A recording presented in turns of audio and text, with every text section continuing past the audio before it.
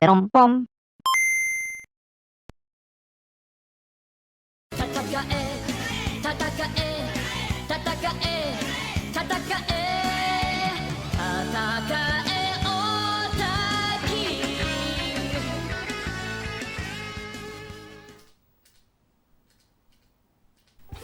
Oh, vous êtes là, vous. Super. Cette fois-ci, gros, nous allons encore parler mangas, et ce, sans pression externe.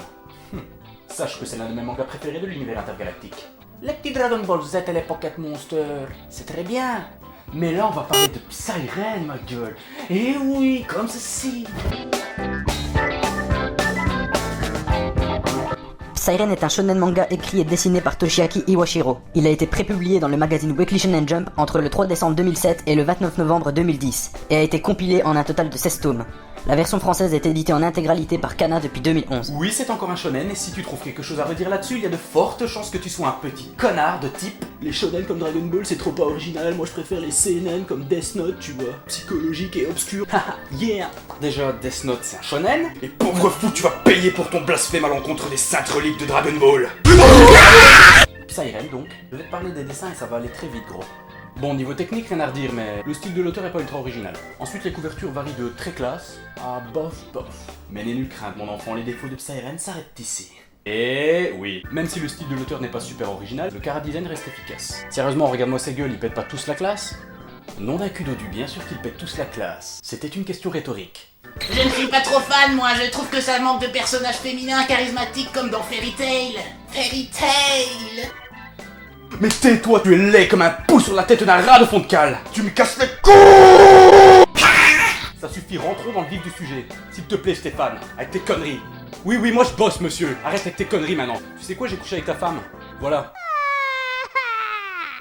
Pourquoi je dis ça? Pourquoi j'ai fait ça? Le scénario, bordel de cul, c'est ça le gros point fort de Psyren. Ça va être chaud pour moi de pas te spoiler, mais j'irai à peine jusqu'au tome 2. Agea Yoshina est un lycéen bagarreur, déçu de ce monde de merde où s'éggrave la dèche. Réchauffement climatique, suicide, guerre, armes nucléaires, disparition, les chances que la Terre soit percutée par un astéroïde. La seule chose qui le préoccupe est d'être en vie et de le savourer. Exactement comme tous les gros branleurs que nous sommes, il se dit « Après tout, qu'est-ce que je pourrais bien y faire ?» Et ça, c'est seulement les 5 premières pages. Ça paraît con, mais moi ça suffit à ce que je quitte ce personnage, mon pote. T'es pratiquement obligé de te retrouver dans ce qu'il dit. Et comment entrer en matière pour un héros de shonen neketsu, tu vas voir que c'est original. Un soir, alors qu'il rentre chez lui pour arriver avant l'heure imposée par sa sœur qui veut lui préparer un délicieux gâteau aux carottes, une cabine téléphonique vide se met à sonner. Et bordel, les cabines téléphoniques ça existe même plus, si rentre pas là-dedans. Agea décroche et une étrange créature surgit avant de se barrer calmement, tout en lui laissant une étrange carte téléphonique. Une carte semblable à celle-ci. Alors déjà, ce qui lui arrive me paraît extrêmement flippant. Et ce n'est pas fini. Quelques jours plus tard, Agea découvre par hasard une carte identique à la sienne dans le porte-monnaie d'une de ses camarades de classe, Sakurako Amamiya, considérée par ses semblables comme une meuf extrêmement chelou. Celle-ci conseille à Agea de ne pas trop s'intéresser à la carte, car c'est extrêmement dangereux.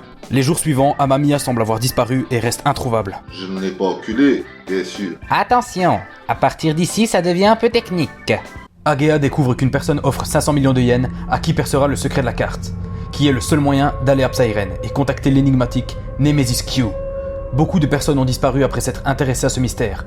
Agea utilise la carte dans une cabine téléphonique et répond à une série de questions improbables du soi-disant service d'immigration de Psyren.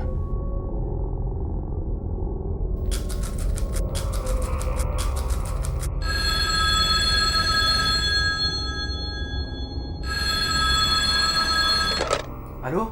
Pardon? Mon adresse, mon âge et les heures où je suis seul à la maison?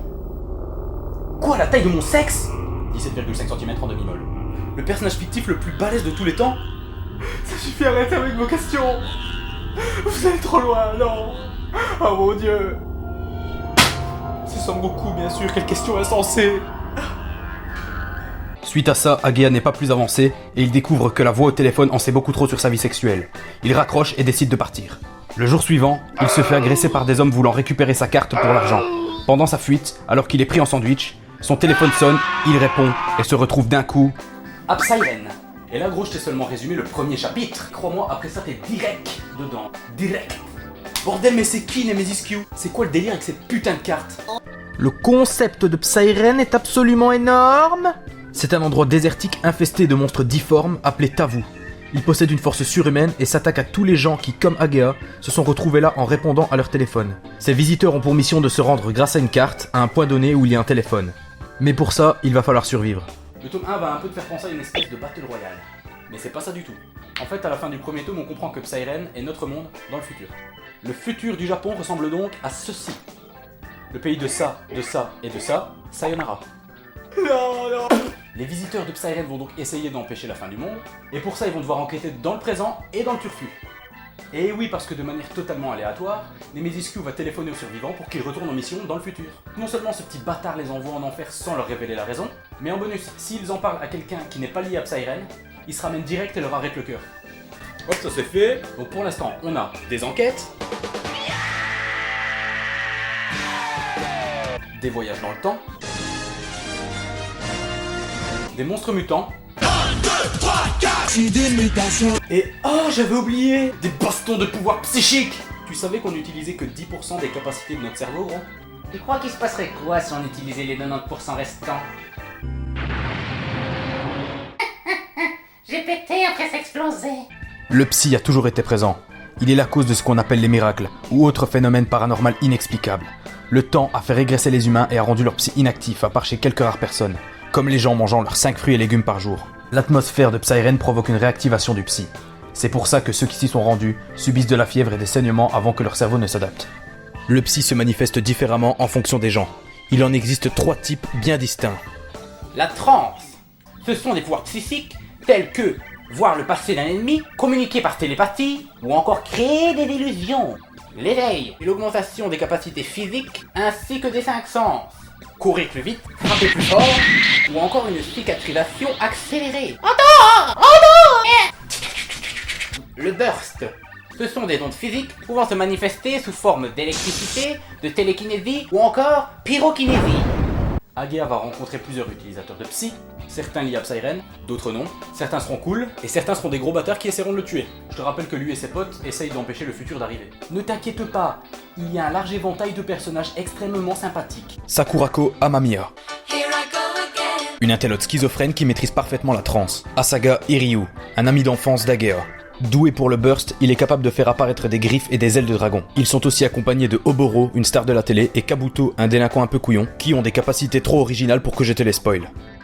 Les antagonistes sont tous des vraies menaces et ils en imposent. C'est pas compliqué, à chaque apparition d'un d'entre eux, tu sens à quel point les héros sont dans la merde. Et les affrontements contre eux déchirent leur race. Et là, je ne peux pas t'en dire plus, sous peine de te spoiler.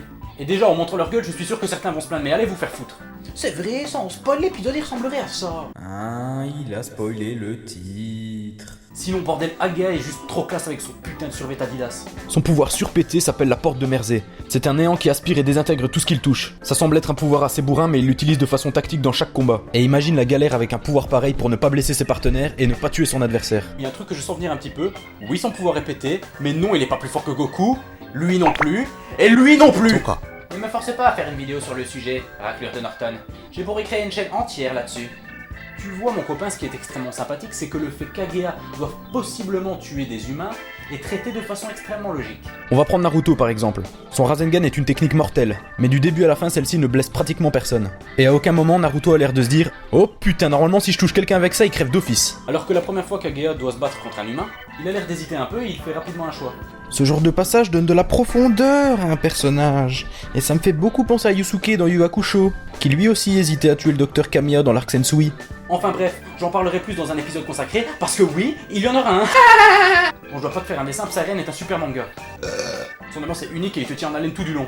Mais il a malheureusement dû être écourté, à cause d'un manque de popularité et des goûts de chiottes des japonais. Va te faire foutre, Shonen Jump, va te faire. Donc on a une fin un peu précipitée, mais l'auteur a super bien géré ça. T'auras pas l'impression qu'il manque un truc, t'auras juste l'impression qu'il y avait encore quelques trucs à creuser. Et puis merde, bien finir son manga alors qu'on le force à finir vite, c'est quand même un putain de tour de force. La fin est quasiment parfaite. Crois-moi, tu seras absorbé par Psyren comme dans un vagin béant. Et maintenant parlons de l'animé. Il y en a pas, bordel, mais sur quelle planète je vis? Vivre dans un monde où Fairy Tail cartonne et où Psyren Beat me donne des envies de meurtre. Fairy Tail.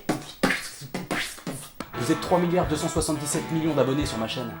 Incroyable! Pour que je puisse m'acheter le collector de FF15, like la vidéo, partage-la un max et envoie-moi le numéro de ta sœur en commentaire. Yeah! Merci Son Goku. Allez gros, que le beat soit avec toi et garde le flow.